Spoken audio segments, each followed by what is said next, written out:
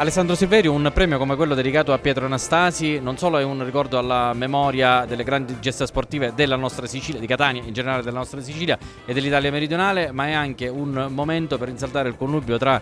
giornalismo e sport, cosa che noi sostanzialmente viviamo tutti i giorni, come tu ben sai.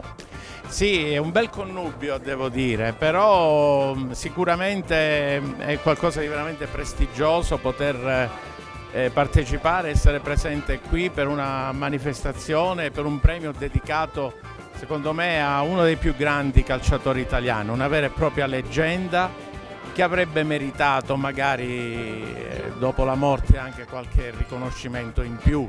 devo dire, però questo premio è veramente qualcosa di importante per tutta la Sicilia, perché Pietro era siciliano a prescindere dalle squadre con cui ha giocato, e credo che il rapporto, il connubio sport, come dicevi tu, e informazione è ancora oggi molto importante, anzi direi determinante per la buona riuscita di un progetto sportivo, e quindi la comunicazione anche delle società rappresenta sicuramente un punto di forza se fatto bene. Alessandro, secondo te è un bene o un male l'evoluzione del giornalismo ormai tendente solamente al web e alla cultura dell'immagine?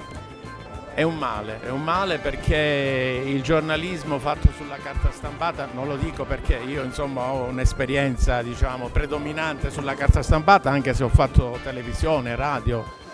perché leggere, avere qualcosa di concreto in mano, leggerlo è sicuramente dà più soddisfazione. Io mi auguro che questa crisi finisca perché la cultura ha bisogno dei giornali. I giornali devono tornare ad essere un punto fondamentale dell'informazione, secondo me.